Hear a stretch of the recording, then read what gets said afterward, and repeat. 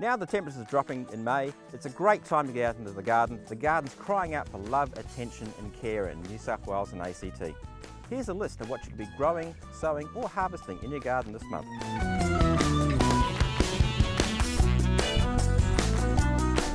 This month the focus is on indoor plants. Why not bring some colour and life inside the house as well?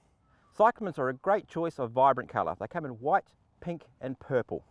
Potted, they'll lighten up any brightly lit corner, but avoid direct sunlight. The best tip to keeping your cyclamens alive is to keep them away from heaters and fires and don't overwater. These plants make a perfect Mother's Day gift too. And take a look at this beauty. It's a zygo cactus. It's low maintenance and very tolerant if you're a forgetful waterer. They're a winter flower and absolutely amazing. Perfect for a sunny room and another excellent gift for Mum this May 12. Other indoor plants you could consider are calathea and philodendron. Even though the temperatures are dropping, you can still put edibles into your veggie patch, such as cabbages. Start by sowing seeds into trays, and at least a month you'll have seedlings ready to put into your garden. You could try onions, peas and winter varieties of lettuce too. If you're still uncertain about what you need and desire, pop into the store and we'll give you all the advice you need.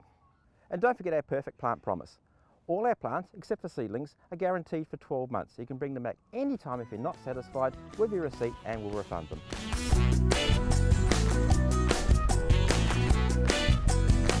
May is still a great time to be harvesting in your garden. Pumpkins you can pick straight off the vine. Mizuna. With lettuce, I plant them every few weeks, therefore I've always got a fresh supply of leaves from the kitchen and my salads.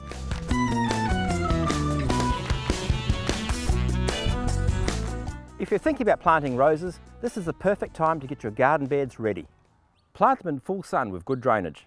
Before planting, dig in some manure or good compost and let the soil settle before planting. Check indoor plants for scale and other diseases, water regularly. Finally, add any fallen leaves to your compost bin. This will be a great source of nutrients over the coming season.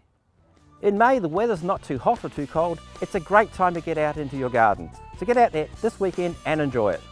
Click here for more gardening advice, or click here to go to the website.